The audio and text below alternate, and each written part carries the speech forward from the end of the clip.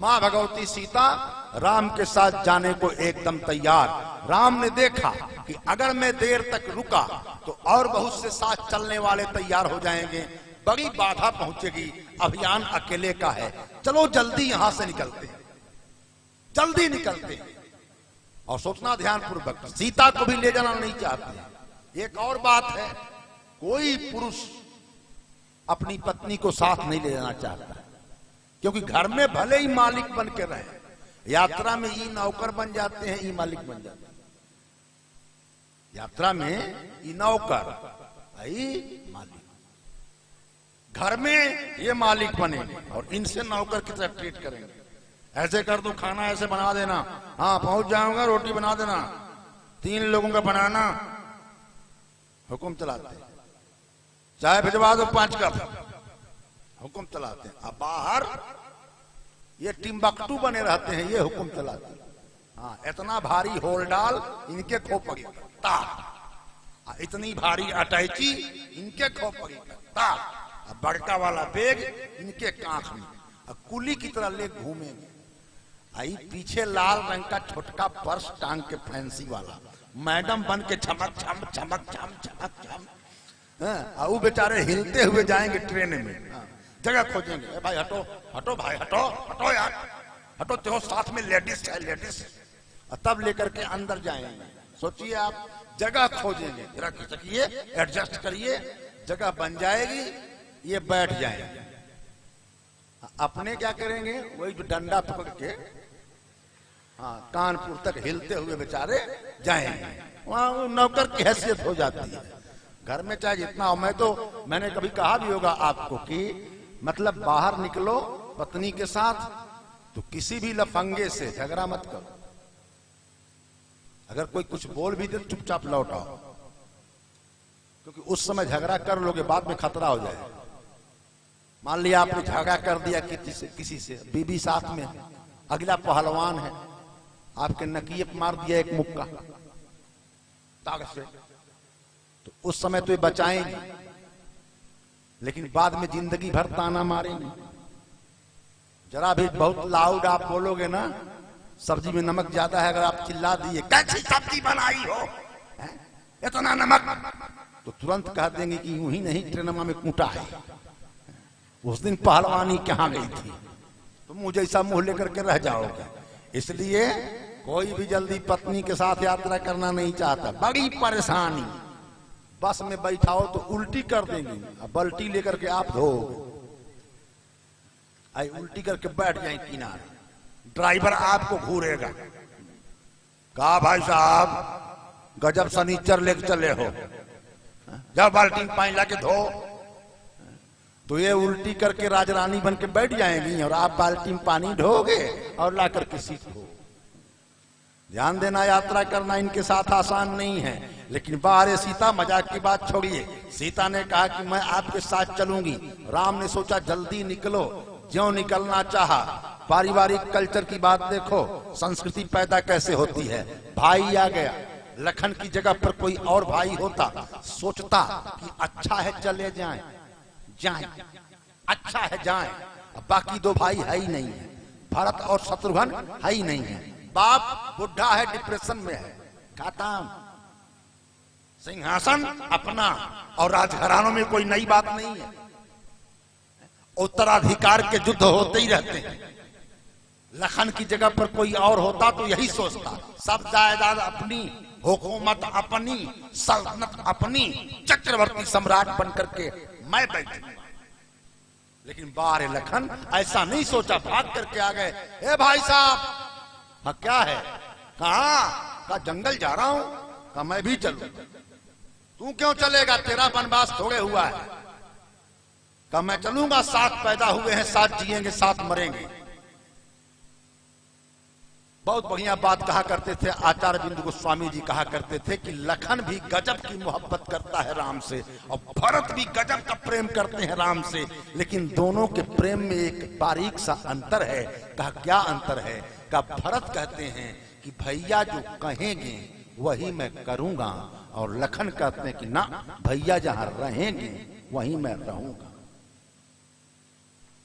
कहा मत समझाओ हमको, हम समझने वाले नहीं है, हम आपके साथ चलेंगे। राम डांट रहे हैं। और एक बात बारीकी के साथ देखना, राम जी ने कहा कि अच्छा छोड़, मैं जानता हूं कि तू जिद्दी है, लेकिन एक काम तो कर। का कौन सा काम? का एक काम कर, जाके बाबूजी से पूछ ले, पिताजी से, और गुरुजी से पूछ ले, और मां से पूछ ले, बस फिर मैं तुमको ले चलूंगा। गुरु से, पिता से और मां से। अजीब ऊट पटांग बयान है लखन का, पढ़ लेना। लखन क्या बोलते हैं उत्तर में कि सुनिए भाई साहब, न बाप को कुछ समझता हूं, न गुरु को कुछ समझता हूं, और न मां को कुछ समझता हूं। गुरु पितु मातु न जानहूं काहू, कहूं स्वभाव नाथ पतियाहू। गुरु पितु मातु, न गुरु को समझता हूं, न मां को समझता हूं, न बाप को समझता हूं, अपना स्वभाव बता रहा हूं, ध्यान से नोट कर लो ठाकुर। अबे कितना खराब वाक्य है, कितना खराब वाक्य है। न गुरु को कुछ समझता हूं, न बाप को कुछ समझता हूं, न मां को। बिना ब्रेक के आदमी है लखन। लखन का इंटरनल ब्रेक फेल है, और जिसका ब्रेक फेल है वो कब क्या बोलेगा उसका कोई भरोसा नहीं है। हमारे वहां एक साइकिल वाला जा रहा था, बहुत टाइट हो गया है नियम ना, जुर्माना खूब लग रहा है, तो एक ट्रैफिक पुलिस वाले ने डांटा, अबे रुक, तेरी साइकिल में घंटी नहीं है। कहा आगे से हट जाओ, ब्रेक भी नहीं है। घंटी के चक्कर में हो, आगे से हट जाओ, ब्रेक भी नहीं है। ध्यान रखना, लखन का ब्रेक फेल है। बोल तो गए कि मैं माँ को नहीं कुछ समझता, बाप को नहीं कुछ समझता, गुरु को कुछ नहीं समझता। डांट दिया राम ने, दिमाग तुम्हारा खराब हो गया है। मत जा गुरु जी के पास, मत जा पिताजी के पास, माँ से तो कम से कम पूछ ले। कहा चलो ठीक है, कहते हो तो पूछ लेता हूं, जा रहा हूं माँ के पास। पहुंच गए माँ के पास। माँ के पास पहुंच करके क्या कहा लखन ने, माँ जंगल जाऊं? माँ सारी बात सुन रही थी पीछे से, जो इनका बयान था माँ ने सुन लिया था। तो जब लखन ने जाकर के पूछा कि मैया जंगल जाऊं भैया के साथ, तो माँ ने कहा कि एक बात बता, मैं मना कर दूंगी तो तू मान जाएगा? अगर मैं मना कर दूं कि मत जा, तो क्या तू मान जाएगा? अगर मेरी बात को मान जाएगा तो वहां ये क्यों बयान दिया कि माँ बाप को कुछ समझता नहीं हूं? और अगर नहीं मानेगा मेरी बात को तो पूछने क्यों चला आया? तो लखन ने उत्तेजित होकर के कहा, मैं नहीं आ रहा था पूछने, भाई साहब ने भेजा तो मैं आ गया।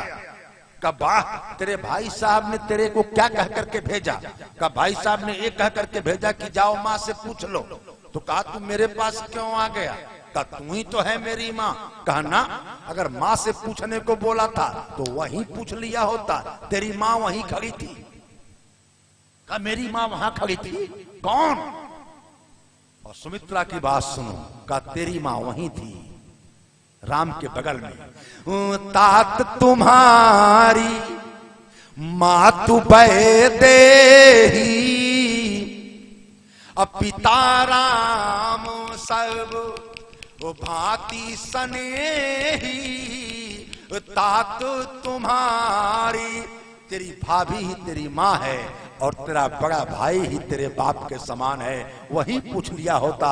ध्यान रखना, इस प्रज्ञा को वो लोग नहीं समझेंगे जो होली के दिनों में भौजाई के नाम पर गंदी गंदी गालियां बकते। ये आदर्श है। लखन को जब देखा, लखन ने जब इस बात को सुना, भाग करके आए, राम के पैरों पर गिर गए। राम ने पूछा क्या हुआ? बड़ा तू भावुक हुआ जा रहा है? का माँ ने सब समझा दिया। का क्या? फिर दोनों की ओर देखा हाथ जोड़ करके लखन ने, और कहा भैया मोरे सब ही एक तुम स्वामी, अकृपा सिंधु अंतर जामी। मोरे सब ही, माता पिता बाप भाई सब तुम हो, मां ने समझाया है। ध्यान रखना, ऐसे चलता है परिवार। अगर सुमित्रा की जगह पर कोई और होती, डांटती लखन को, क्यों जा रहे हो, वनवास उनका हुआ है, तुम जाके जंगल में मरोगे, हैं? अकल मर गई है क्या तुम्हारी? चुपचाप घर पर रहो, चलो। लेकिन वाह, यहां तक कह दिया कि तुम्हारी भलाई के लिए ही राम जंगल जा रहे हैं। जा बेटा, ये है आदर्श की ऊंचाई। राम ने सोचा अब जल्दी से निकलूं वरना और खतरा पैदा हो जाएगा। ध्यान रखना, मध्य क्रम से यहीं पर ले चल रहा हूं उपसंहार की ओर। आप बहुत बारीकी से सुन रहे हो, इसलिए अच्छा लग रहा है। राम ने सोचा अब निकलूं यहां से जल्दी जंगल की ओर, और राम ने ज्यों निकलना चाहा, असली आप समझो ब्रेकर तो अब आने वाला है। ज्यों निकलना चाहा, आवाज आ गई, राम। राम ठहर गए। आवाज किसकी है? तो मां की, कौशल्या। हाँ मां। तब तक मां आ गई। कहां जा रहा है?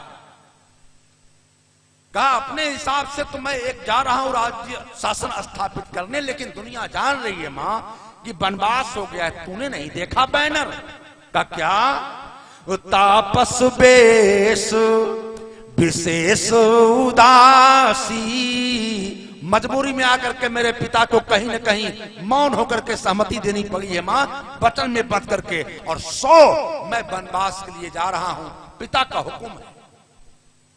अच्छा, अपने बाप को इतना मानता है तू? का क्या मां, कैसा सवाल कर रही है? अपने बाप को बहुत मानता हूं, गजब मानता हूं। अच्छा, कितना मानता है बेटा? का मां, ये अति प्रश्न है। कितना मानता हूं कैसे बताऊं? मेरे बाप ने अगर कभी मुझे कह दिया राम आग में कूद जाओ, मां जबान नहीं हिलाऊंगा, कूद जाऊंगा आग में। मेरे बाप ने कह दिया सरजू में कूद करके सुसाइड कर लो, मर जाऊंगा मां, जबान नहीं हिलाऊंगा।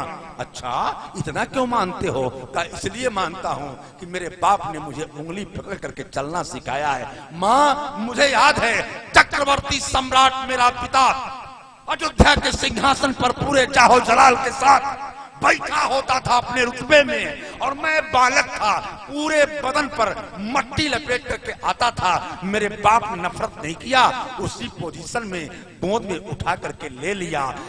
धूसर धूरी भरे तन आए, अभूपति भी हंसी गोद बैठाए, धूसर धूरी। इतना मानता है मेरा बाप, और आज बचन में फंस करके मजबूर हो गया मेरा पिता। तो क्या मेरी औकात और फर्ज इतना भी नहीं है कि मैं उस बात को कायम रख सकूं आगे तक? बहुत मानता हूं मां, और सच राम की प्रज्ञा में प्रतिष्ठित होकर के देखो तो आपको पता चलेगा कितना अपराध हम लोगों से जीवन में हो जाता है। ध्यान रखना, छोटा बच्चा है, बाप अपने कंधे पर रख करके बच्चे को घुमा रहा है, नीम के पेड़ पर कौवा बैठा है, बेटा पूछता है पापा क्या है? बेटा कौवा है। 2 सेकंड नहीं बीता, फिर बेटा पूछता है पापा क्या है? बेटा कौवा है। पापा पापा पापा क्या है? बेटा कौवा है। ए पापा क्या है? बेटा कौवा है। 50 बार पूछता है पापा क्या है? बेटा कौवा है। वही बाप बुढ़ा हो गया 80 साल का। कुछ लोग मिलने आ गए बेटे से, और बाप ने खांस करके पूछा ए बाबू कौन है हो? तो बेटा बोल रहा है चुप रहिए बेमतलब का बक बक बक बक। आपसे क्या मतलब है? फालतू में बकवास करते रहते हैं, एक नहीं चुपचाप पड़े रहे। कौन है हो? कौन है हो? नालायक। 50 बार पूछा था पापा क्या है? 50 बार पापा ने कहा था कंधे पर बैठा के बेटा कौवा है, और एक बार 80 साल के पापा ने पूछ दिया बेटा कौन आया है? तो बाप बकवास कर रहा है। बहुत मानता हूं मां, अपने पिता के लिए जान दे दूंगा। राम की चेतना देखो, लेकिन राम इसी चेतना के चलते फंसेंगे आगे। ध्यान बनाए रखना। अच्छा राम इतना मानते हो? हाँ मां, बहुत मानता हूं। अच्छा मुझको कितना मानता है बेटा? मुझको कितना मानता है? राम ने समझ लिया कि अब फंसूंगा। मुझको कितना मानता है बेटा? कमा एक कैसा सबका जवाब दे। मुझको कितना मानता है? कमा पूछ रही है तो बता देता हूं, बाप से 1000 गुना ज्यादा। मां की पदवी बाप से 1000 गुना ज्यादा है। क्योंकि सही बात तो यह है कि जो विपदा औलाद के लिए मां झेलती है वो किसी की हैसियत नहीं है कि झेल। केवल एक हफ्ता अपने पेट पर गमछे से एक ईंट बांध करके घूमो, एक ईंट ले लो और एक हफ्ता उसको पेट पर बांध लो और लेकर के घूमो। 8वें दिन या तो ग्वालियर जाओगे नहीं तो रांची, आगरा में भी अभी है, पगला जाओगे। लेकिन आपके जिंदा वजूद को, किसके जिंदा वजूद को? आपके। आपके माने मेरे और आपके जिंदा वजूद को कभी किसने अपने लख्त में, अपने कुक्षी में, अपनी कोख में रखा था? किसने? हमारी आपकी मां ने।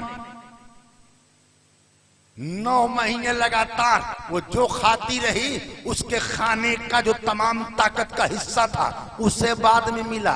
बच्चे को पहले पहुंचा, विटामिन पहले पहुंचा, आयरन पहले पहुंचा, कैल्शियम पहले पहुंचा, तमाम पोषक तत्व पहले बेटे को पहुंचा। हर प्रकार की चीजें, माँ के खून से खून लिया, माँ के मांस से मांस लिया, माँ की मज्जा से मज्जा लिया और अंदर रहे। तब भी भीतर रहने वाले बच्चे कुछ ही दिनों बाद अपने पैरों से मां को धीरे धीरे मारना शुरू कर देते हैं।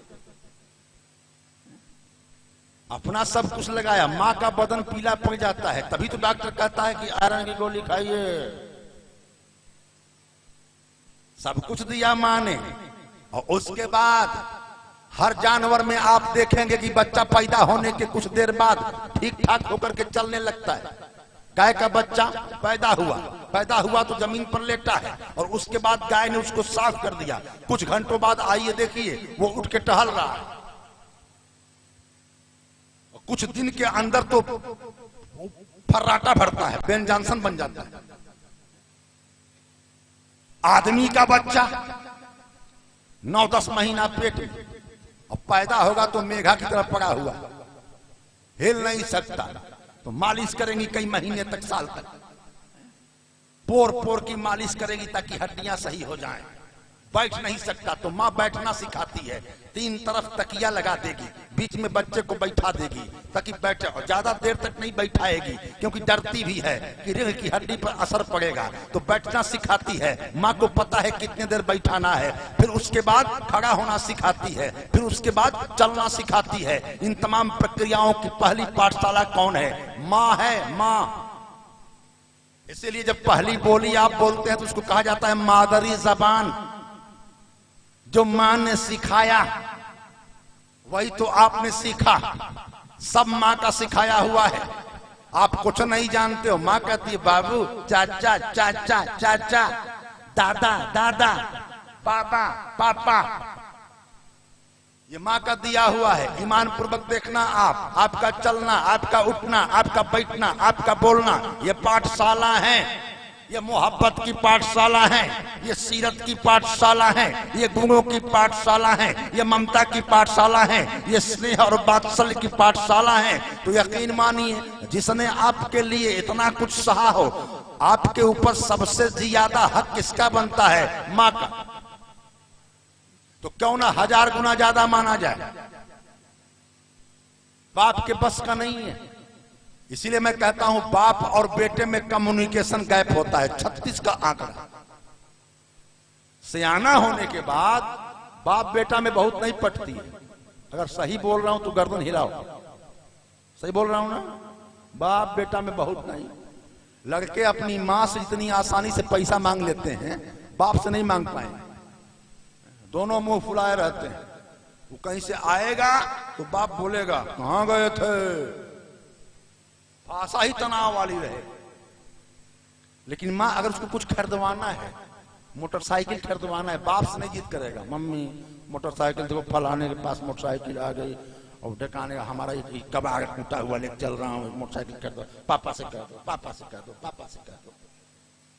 तब मां आएगी, अरे काहे नहीं खरीद दे रहे हैं, क्या होगी कमाई सब। लड़का 1 महीना से चिल्ला रहा है कि मोटरसाइकिल मोटरसाइकिल। मां के पास ज्यादा कंफर्टेबल फील करता है बच्चा। बाप से तो थोड़ा सा टेंशन रहती है। न बाप बेटे की भाषा समझता है और न बेटा बाप की भाषा। बाप का दबाव भी बहुत ज्यादा होता है, फालतू दबाव। आप क्यों चाहते हैं कि आपका बेटा हर हाल में 95% नंबर ही लाए? ये कोई बात है? लाठी लेकर खोपड़ी खड़े हैं। मेरे गांव के गंवार आदमी ने ऐसा काम किया कि मैं दंग रह गया। आपका बेटा फेल हो जाए परीक्षा में, आप लानत भेजोगे, इतना पैसा लगा दिया, बेहुदा फेल हो गया, मर मर के पढ़ा रहा हूं, पेट काट काट के इसको पैसा दे रहा हूं और फेल हो गया। हमारे गांव का एक गंवार, उसका बेटा फेल हो गया। जब फेल हो गया तो मुंह लटका के बेटा आया। उस गंवार ने, अंगूठा छाप गंवार ने कहा, क्या हुआ जी? कहा कि पापा फेल हो गए। फेल क्या क्या होता है बेटा? कहा 2 ठो होता है, फेल और पास। उसमें हम फेल हो गए। कहा 2 ही होता है, फेल और पास। तो उसमें एक हुआ ना तू? 2 ही होता है, एक होता है फेल और एक होता है पास। तो एक तो हुआ ना तू? अरे हमको देखना, हम फेल है ना पास। हम तो बड़े खुशकिस्मत है कि हमारा बेटा कम से कम फेल तो हुआ, चल अगली साल पास हो जाएगा। गंवार सिखा रहा है कि बच्चों पर बहुत दबाव मत दो, लेकिन हम लठ लेके खड़ा रहते हैं। इसीलिए बच्चे थोड़ा सा वो 36 का आंकड़ा हो जाता है। देखो फलाने का लड़का कितना आगे चला गया, ठिकाने का कितना आगे चल गया, तू ना लायक केवल 65% लेकर के आया। देख फलानवा का बेटा कलेक्टर हो गया, फलाने का SDM हो गया। यही सब कह कर मार डालोगे क्या उसको? एक बाप अपने बेटे को साइकिल पर, छोटे बेटे को बैठा के ले जा रहा था आगे। हर 5 मिनट पर बच्चे की खोपड़ी पर मारता था, पट। तो लड़का कहे पाए पाए पाए पाए, चुपा जाए तो फिर मारे पट, फिर पाए पाए पाए पाए। तो किसी ने कहा अरे क्यों मार रहे हो? कहा मार नहीं रहा हूं, साइकिल में घंटी नहीं है, इसी से काम चला रहा।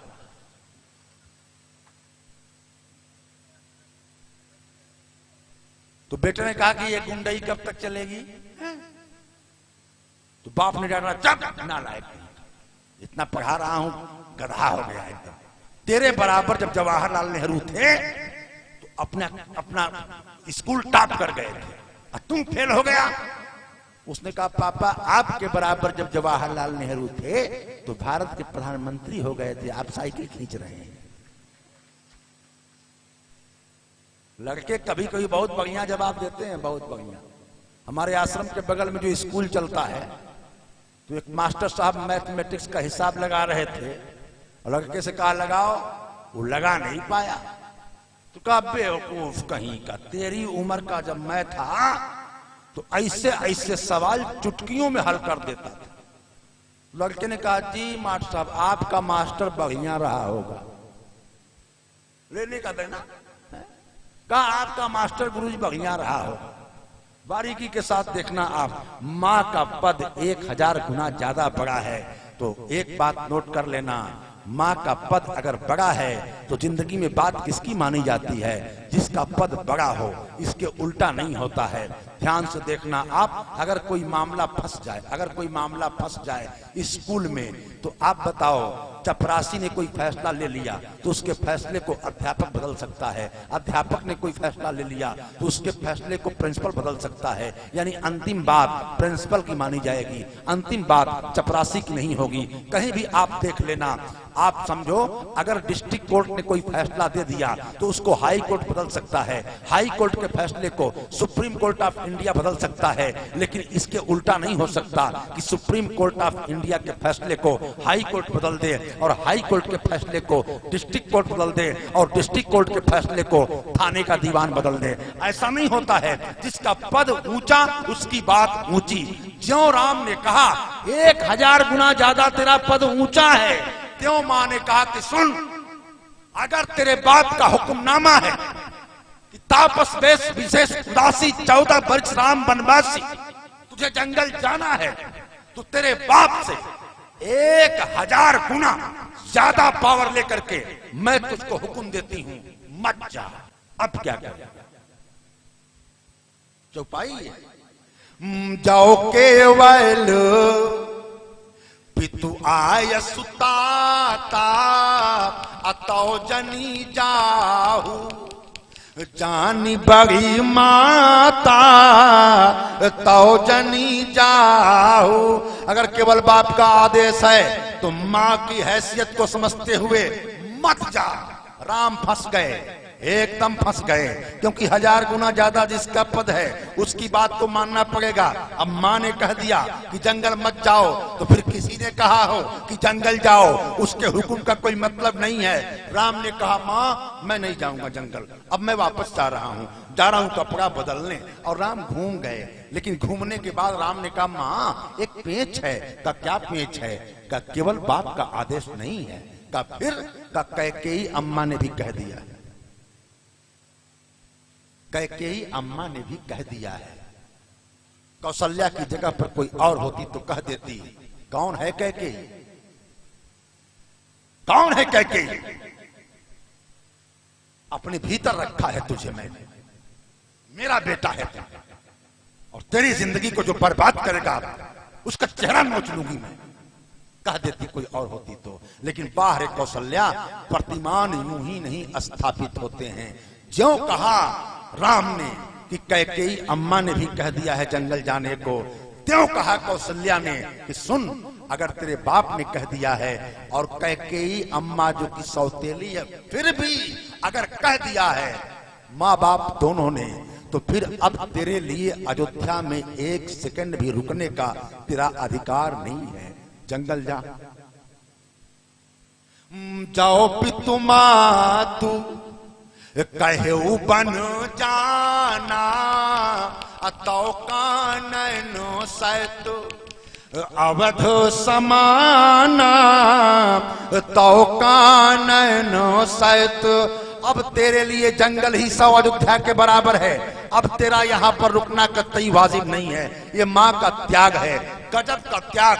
जब लड़ाई ममता और फर्ज के बीच में हो जाए, जब मामला राष्ट्र धर्म का और मातृ धर्म का हो जाए, फैसला किधर को जाता है वो ये प्रसंग बता रहा है। निकल जा राम, अब तेरे लिए अयोध्या में जगह नहीं है। इस स्वभाव को देख करके, इस त्याग को देख करके, माँ के इस विशिष्टतम व्यक्तित्व को देख करके लोगों ने पूछा, देवताओं ने कहा ये कैसी महिला है, इतना बड़ा त्याग कोई कर सकता है क्या? बेटे की हुकूमत छिन गई और माँ कह रही है जंगल जा। इतनी महान कोई महिला कैसे हो सकती है? लोगों ने कहा सुनो, ये महिला ऐरे गहरे नथु खैरे नहीं है। का फिर का राम की माँ है। राम की माँ, जैसी माँ वैसा बेटा, जैसा बेटा वैसी माँ।